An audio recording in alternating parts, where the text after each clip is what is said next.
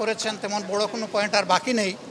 শুধু একটা কথা এখানে জোরালো দাবি উঠানো হয়েছিল যে দুষ্কৃতিকারীরা যারা আমাদের তরুণ ছেলেদের বুকে গুলি চালিয়ে তাদেরকে হত্যা করেছে তাদের সঠিক বিচার যেন আমরা পাই।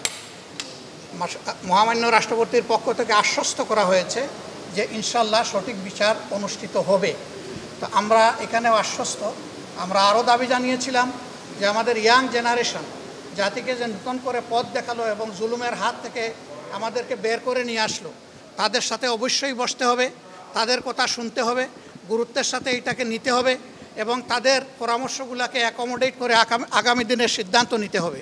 ইন্টারিম গভর্নমেন্ট যেটা হবে সেই ক্ষেত্রে তারা কি ভাবনা করছে তাদের কথাগুলা বিবেচনায় নিয়ে এবং অন্যান্য স্টেক হোল্ডারদের কথা বিবেচনায় নিয়ে এই ব্যাপারে আগাতে হবে। আমরা আশা করি জাতি ইনশাআল্লাহ আগামীতে আশাব্যঞ্জক কিছু পাবে এবং অতীতের বঞ্চনা এবং জুলুমের অবসান হবে ইনশাআল্লাহ। মহান মুনিবের দরবারে শুকরিয়া আদায় করছি। 15-16 বছরের জগদ্দল পাথর আল্লাহ তাআলা আমাদের বুকের উপর থেকে সরিয়ে দিয়েছেন, আলহামদুলিল্লাহ রাব্বিল আলামিন। সমস্ত প্রশংসা আল্লাহ তাআলার। এখানে আমাদের কোনো কৃতিত্ব নাই, ক্রেডিট নাই। আর যদি কিছু থেকে থাকে তাহলে আমাদের সন্তানদের, আমরা তাদেরকে স্যালিউট জানাই।